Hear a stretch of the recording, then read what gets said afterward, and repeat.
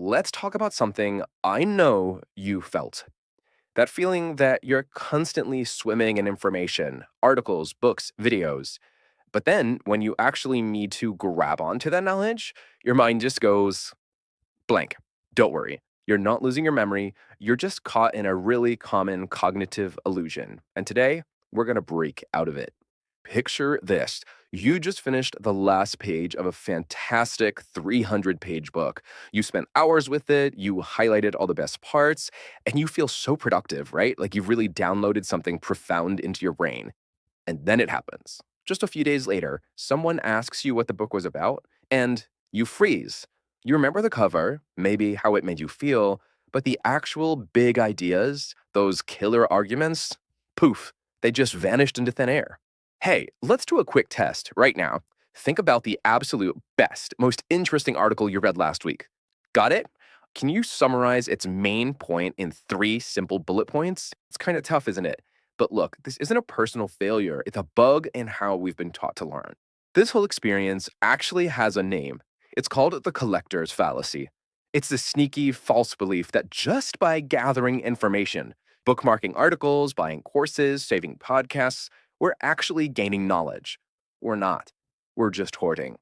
Why on earth does our brain fall for this trick over and over again? Well, to figure that out, we've got to look at the neuroscience of what's actually going on inside your head when you hit that save for later button. Here's the crazy part. Your brain is basically a dopamine junkie. When you find an awesome article, it creates this little bit of tension and information gap. And clicking save or bookmark fools your brain into thinking the gap is closed. Boom! You get a little hit of dopamine, the same reward you get for actually learning this stuff, but without doing any of the hard work. This slide just breaks down that illusion so perfectly. On the left, you've got the feeling of progress. Bookmarking, saving, buying, all those things feel good and give us that quick hit. But on the right, that's the actual progress, internalizing, applying, mastering. We're getting the reward for the easy stuff on the left and totally skipping the crucial work on the right. But it gets even trickier because even if you do sit down and read the material, there's a second line of defense working against you. Think of it like a really aggressive built in spam filter that your brain has had for thousands of years. See, your brain is incredibly protective of its energy. Building new connections in your brain costs a ton of calories, so this internal spam filter runs a really simple check on everything you read. Is this a threat to my survival? No.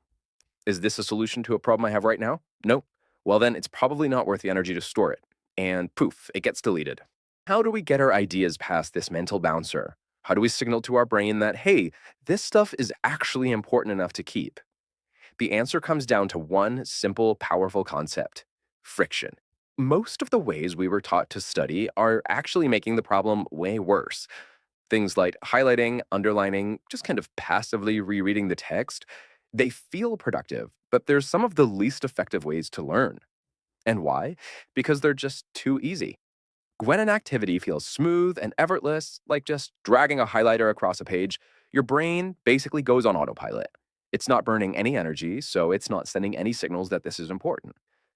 To really learn, to make things stick, you have to introduce cognitive friction, a little bit of a deliberate struggle with the material.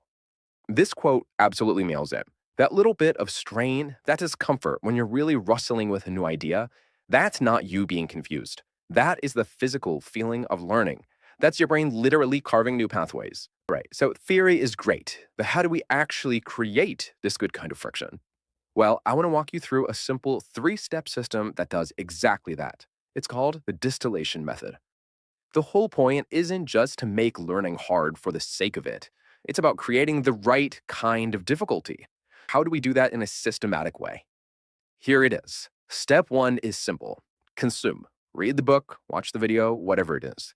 Take some quick, messy notes as you go. Now, step 2, quarantine. This is the secret sauce. You have to wait 24 to 48 hours, let all those easy, short-term memories fade away. Then comes step 3, translate. Grab a blank page and without looking at your notes or the original source, force yourself to explain the big ideas in your own words. That's the real test. Forcing your brain to first retrieve the information after a delay and then rebuild it in your own language, that is the ultimate cognitive friction. It's the huge difference between truly understanding something and just memorizing and repeating it. By the way, if this method is already sparking some ideas for you, maybe do me a quick favor and hit that subscribe button. It's just a simple click for you, but it really does help us make more explainers that break down complex ideas just like this one. Thanks. Now, at the end of the day, this method isn't just a technique. It's really about a fundamental shift in your identity as a learner. It's about making the choice to go from being an archivist to becoming an architect.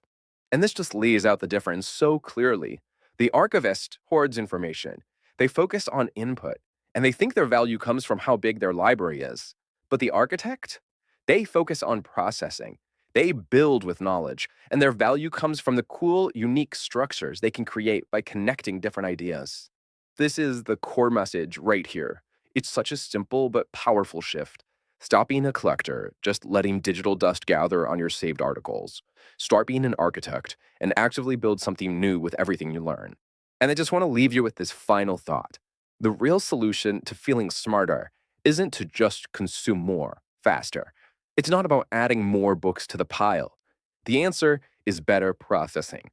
Do that difficult, slightly uncomfortable work of wrestling with ideas, and I promise you, you will turn that fleeting information into permanent, usable knowledge.